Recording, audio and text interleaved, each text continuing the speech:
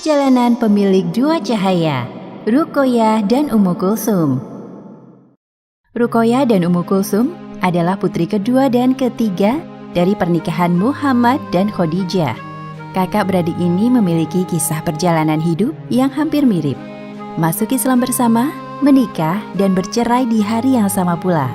Bahkan, pasca bercerai dari suami masing-masing, Ruqayyah dan Ummu Kulsum menikah lagi dengan laki-laki yang sama, yaitu Utsman bin Affan, namun dalam kurun waktu yang berbeda. Ruqayyah binti Muhammad adalah putri kedua setelah lahirnya Zainab. Ruqayyah menikah dengan Utbah bin Abdul Uzza alias Abu Lahab sebelum usianya menginjak 10 tahun. Begitu juga dengan adiknya Ummu Kulsum yang usianya terpaut 1 tahun lebih muda darinya, dinikahkan dengan Utaibah bin Abdul Uzza.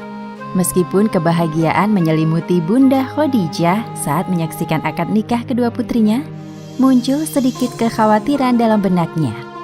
Ya Allah, mengapa aku terus khawatir akan keselamatan putri-putriku ini?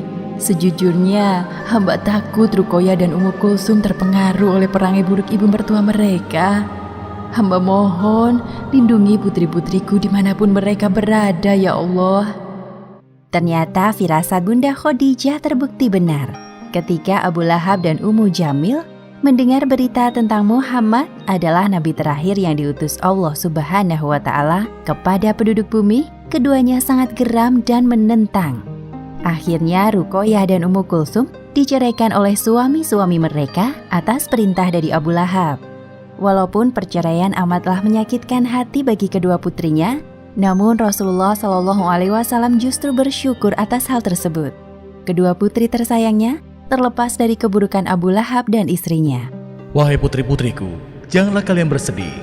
Sesungguhnya Allah SWT telah menyelamatkan kalian berdua dari ujian berat, dan yakinlah bahwa setelah kesulitan pasti ada kemudahan.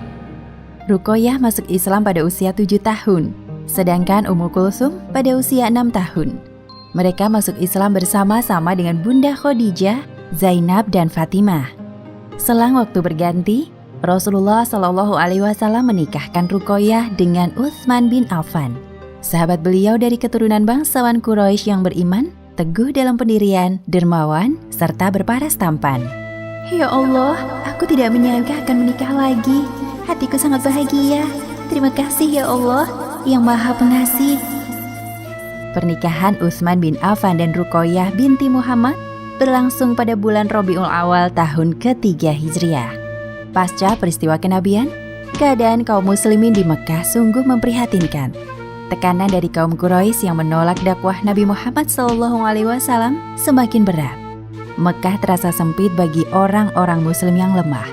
Mereka mulai mencari cara agar keluar dari siksaan yang pedih ini. Dalam keadaan sedih dan terdesak, turunlah surat Al-Kahfi yang membawa banyak hikmah.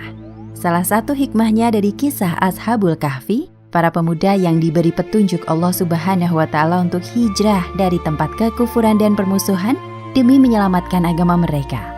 Wahai para sahabat, seperti yang kita lihat sekarang ini, bahwa keadaan kaum muslimin di Mekah semakin tersiksa. Aku perintahkan kalian agar hijrah ke Habasyah. Hal ini semata-mata aku lakukan untuk menyelamatkan agama ini.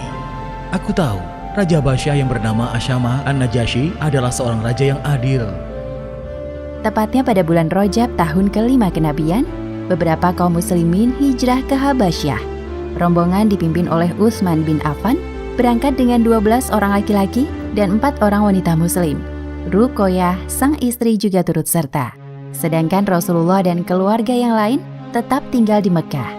Mereka berjalan dengan sesekali bersembunyi menuju pantai agar tidak diketahui orang-orang Quraisy.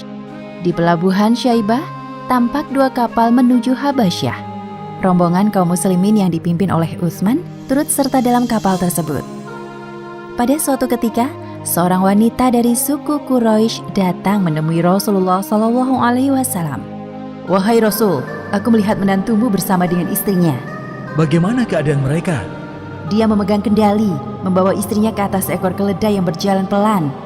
Allah SWT menemani keduanya. Mereka berdua adalah penduduk Baitul Haram pertama yang hijrah di jalan Allah setelah Ibrahim dan Lut.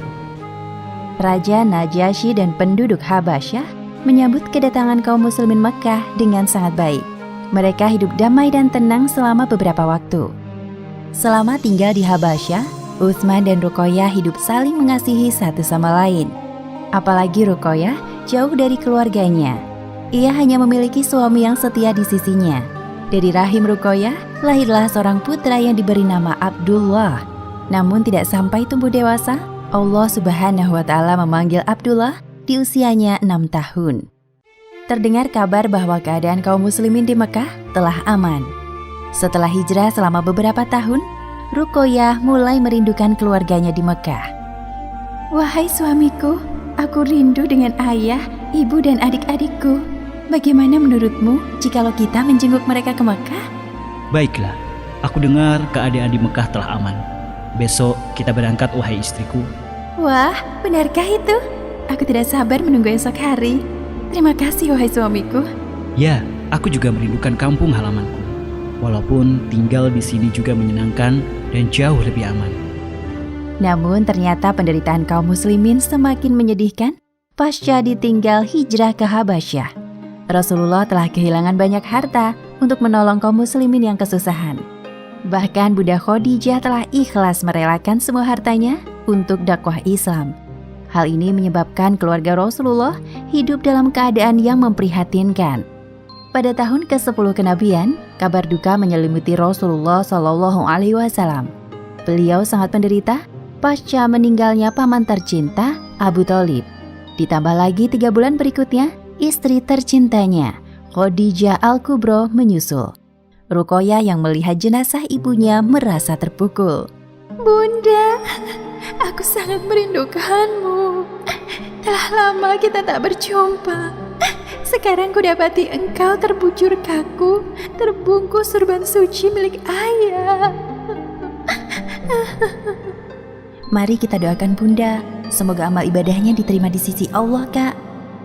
Sepeninggal Bunda Khadijah, keadaan terasa semakin sulit bagi Rasulullah SAW. Tahun itu disebut juga Amul Huzn atau tahun kesedihan, karena beruntunya kesedihan demi kesedihan di tahun tersebut.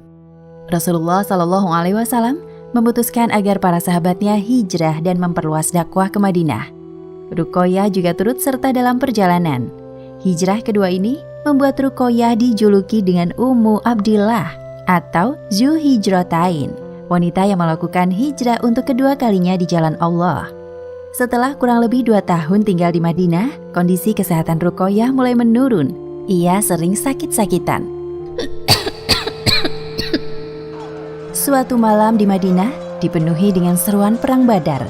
Utsman yang merasa terpanggil untuk terjun ke medan perang tidak dapat meninggalkan istrinya yang sedang sakit sendirian. Tiba-tiba datanglah Rasulullah SAW. Wahai menantuku, aku bebaskan engkau dari perang kali ini. Sebagai gantinya, berikanlah waktu terbaikmu untuk putriku, Ruqayyah. Terima kasih wahai Rasulullah, aku akan menjaganya semampuku. Di malam kemenangan kaum muslimin dalam perang Badar, Ruqayyah menghembuskan nafas terakhir di sisi suaminya tercinta. Wahai istriku, mengapa secepat ini engkau pergi meninggalkanku? Setelah kepergian anak kita, aku hanya memilikimu di sisiku. Ruqayyah meninggal di usia 22 tahun dan dimakamkan di Madinah. Utsman sendiri yang turun ke liang lahat untuk menguburkan jenazah istrinya. Kepergian Ruqayyah menimbulkan kesedihan mendalam di hati Utsman bin Affan. Setahun setelah kepergian Ruqayyah, Umar bin Khattab datang menemui Utsman. Umar menawarkan putrinya yang bernama Hafsah untuk dipinang oleh Utsman. Namun Utsman menolak tawaran tersebut dengan halus. Hafsah, putriku telah kehilangan suaminya di medan perang Badar. Jika engkau bersedia, menikahlah dengannya. Wahai Umar, maaf, aku tidak bisa melakukannya. Sungguh, aku masih teringat akan almarhumah istriku, Ruqayyah. Umar yang merasa kecewa dengan sikap Utsman, segera menemui Rasulullah SAW dan mengadukan keluhannya.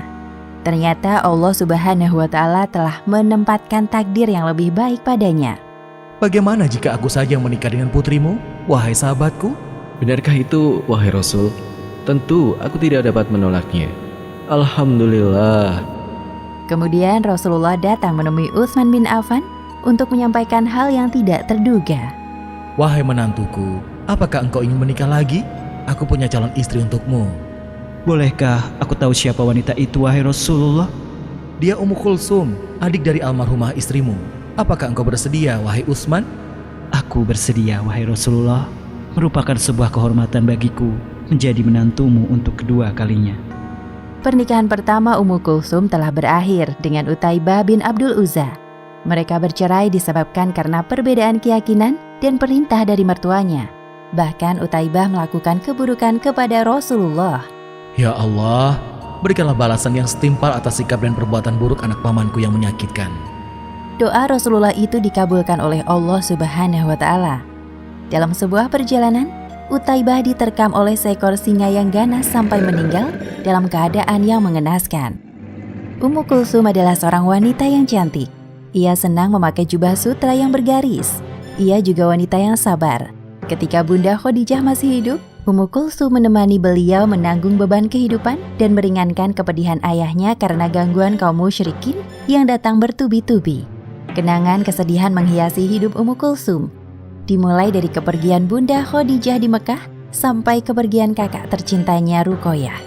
Kini ia hidup dengan Rasulullah dan adiknya Fatimah di Madinah.